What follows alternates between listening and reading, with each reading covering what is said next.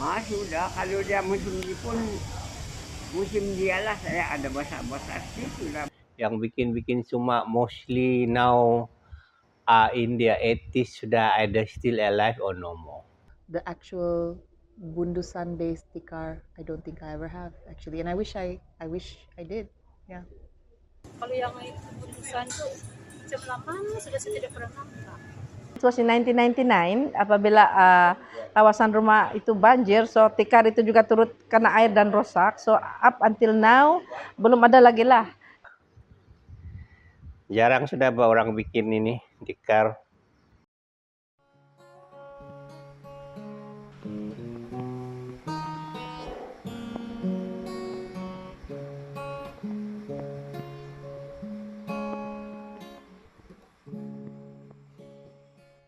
I know about tikar bundusan through my family.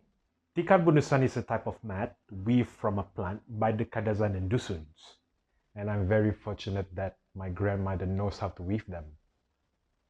Growing up, we have the tikar at home, but of course, time budak-budak for me is just a tikar. Now I think it's something very precious and important. So this is my grandmother's bundusan yang dia bagi itu hari.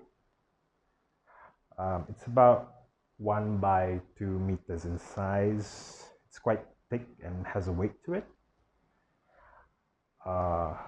It can stand on its own, like that.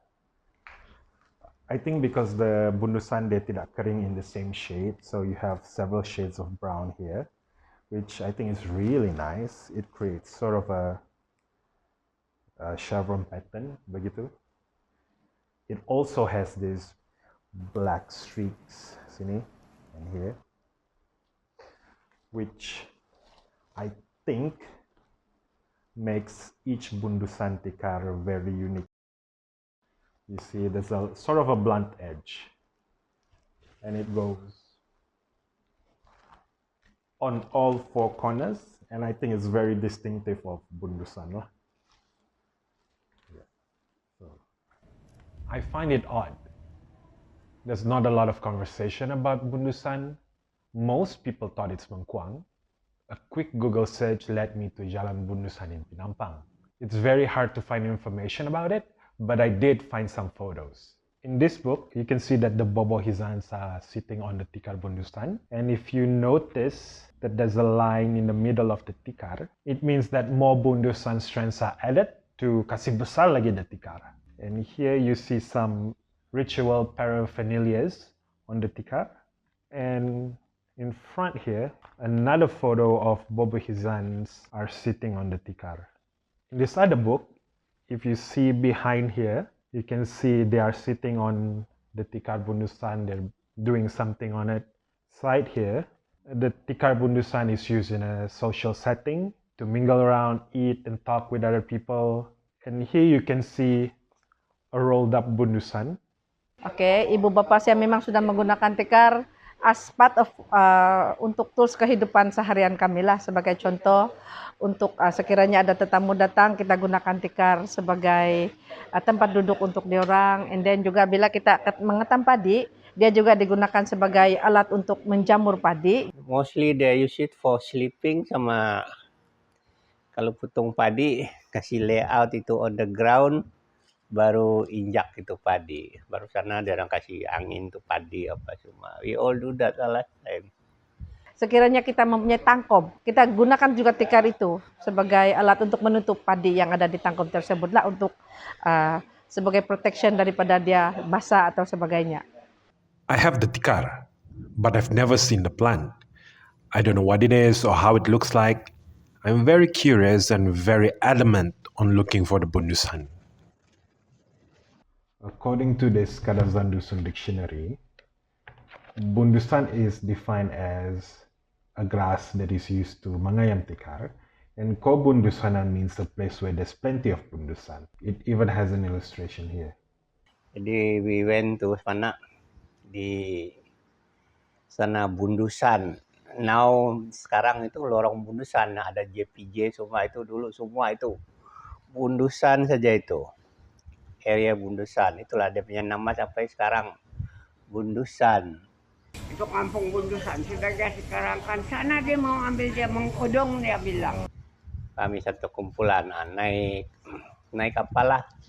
Ada van dari Putatan pergi lepas itu mau kadang mungkin mau ada setengah hari lah putung gitu Bundusan, minum makan ikat baru balik. It is a plant important enough to warrant a name of a very busy street in Sabah named after it, right? So I thought, like, it's such a shame that when I ask around, like, do you know how it looks like? No, nobody knows how it looks like. It's quite sad.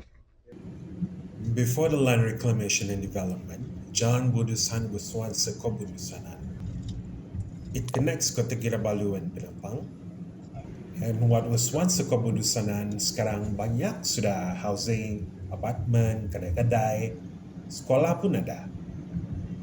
Mua tu dia au na din nakasudihi Bundusan di maing nuda natutudana kaya di tadak David mo kaya jalan gada Bundusan mana da tikam ay anuan sa pahay tayo da mega gantang ay mega gagas po.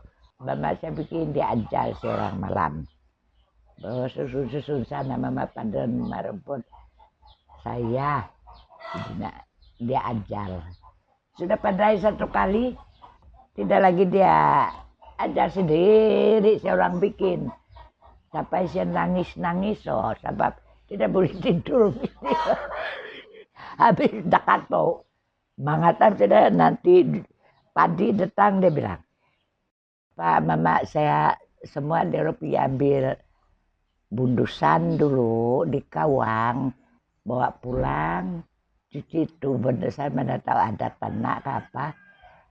Ambil itu Bundusan begini besar, sini ujung dia, ikat begini. Sudah itu, dia taruh kayu sini atas. Macam itu dek lah dia pergi sana taruh buka sini bial 1 minggu sudah baru boleh kasih tengok sudah karing ke tidak sudah karing kasih turun ikat lagi macam besar sedikit dari begini satu injak kasih pipis dia. Many years ago, I went to my grandmother's house and she was weaving the Bundusan. I asked her if she could teach me. She did, but I got really confused. I didn't want to ruin her work, so I gave up lah. But looking back, I wish I had stayed on, or at least recorded the process. Kasih cucuk, sini begini, sampai 3, taruh itu Bundusan, jatuh sini. Jadi begini, tapi sampai 1, 2, 3 kasih masuk itu Bundusan sini, tarik, sini pun taruh,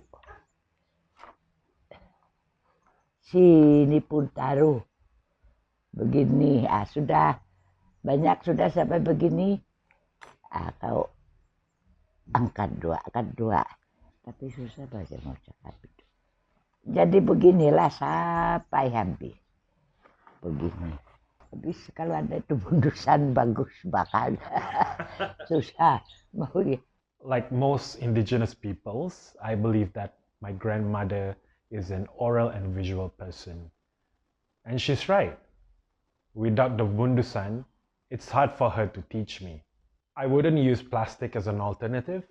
Using plastics will encourage the use of more plastics, which is bad for the environment. Using plastics can also erase the history, stories, environment, and the conversation about Bundusan. And I wouldn't substitute it with other natural materials as well. Because if I weave the tikar Bundusan with mengkuang, I cannot call it tikar Bundusan anymore. It's really in the integrity and identity of the craft itself.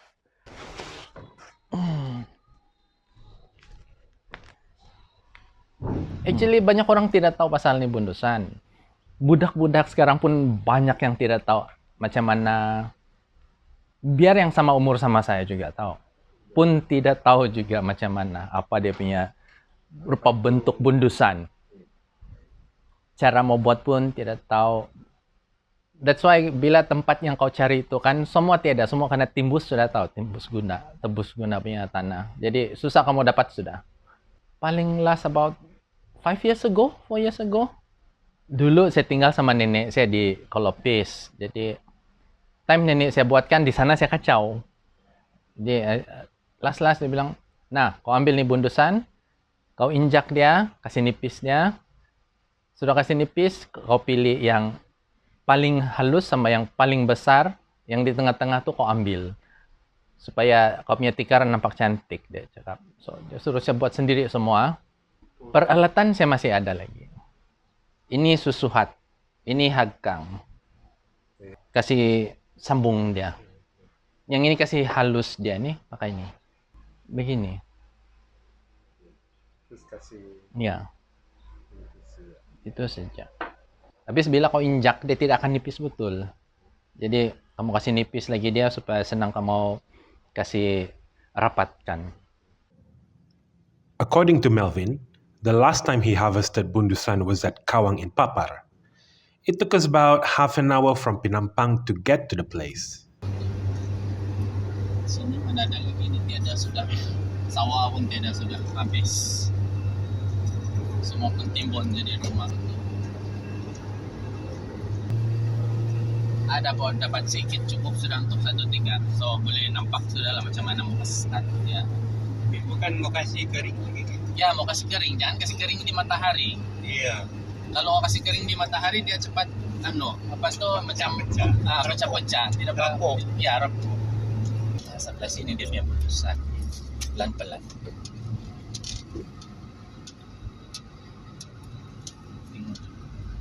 Kalau dia masih lagi belum ada timbus lagi ni jalan sikit.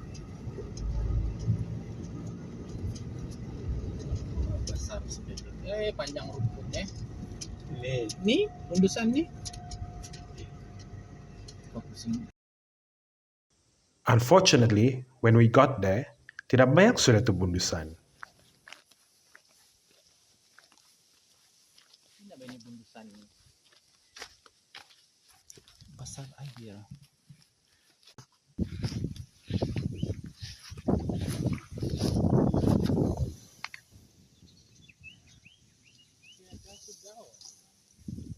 I do wonder why is it so hard to find them, aside from the fact that not many people weave the bundusan anymore. There are also land reclamation and climate change threats. Perhaps, tempat lain di Sabah, there are other names for bundusan. In the old days, the tikar bundusan is one of the tools used to process padi. Perhaps, farming technology phased out the usage of these traditional tools for a faster yield and therefore forgotten? so many questions, tapi tidak apa. I didn't went back home empty-handed. They are about 4 feet long, they're quite hard, and that's why the shell is needed to flatten them. They have these ridges like you see on bamboos. At the tip of the bundusan, there's a bulb that looks like a closed pine cone. It matches the illustration in the dictionary. Did I reverse image search? Of course I did. Laperonia articulata, or grey sedge. It is found in the Western Pacific, Australia, Madagascar, India, and Southeast Asian countries, including Malaysia. It belongs to the Cyperaceae family. It is a resilient plant that grows at marshy areas. They are harvested and weaved into mats, baskets, and bags. In Borneo, they are weaved into packagings for tobacco and other products, and also to dry paddy. In Thailand, it is known as kerjut, kovang in Vietnam, purun in Indonesia. In Malaysia, it is known as kercut. This is where I fell into a bundusan rabbit hole. I ended up with some bundusan or kerchut products, and all of them are from Terengganu.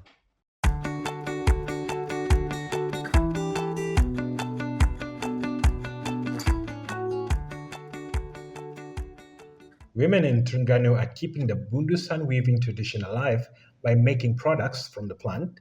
Students from University Malaysia Pahang turn them into eco-friendly biodegradable drinking straws.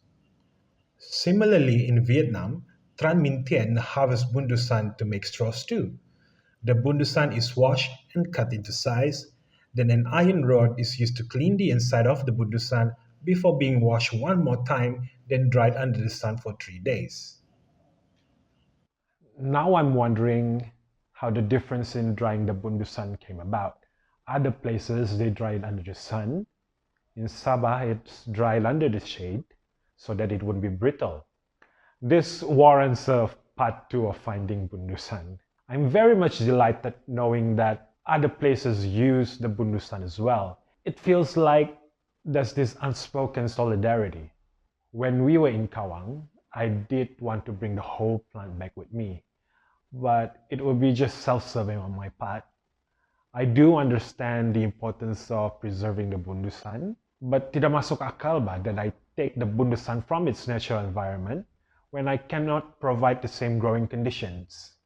It feels urgent with climate change, land reclamation, and that there's not a lot of people who have the skill and knowledge about bundusan. The bundusan is threatened, as well as the cultural heritage associated with it. But saya optimistic juga lah. Perhaps the place in Kawang will be a co-bundusanan once again, or there are other places that have plenty of it. I'm going to be patient about it, and I feel like this journey will take me someplace else. Pas ke bundusan baru saya ingat bundusan. Ya dok, mama saya ada pernah pakai itu dulu. All in all, tikar itu kegunaan dia sangat penting lah. From the beginning, daripada kita katam padi sampai kepada menjamur padi, dia adalah satu peralatan yang sangat penting lah, as part of it.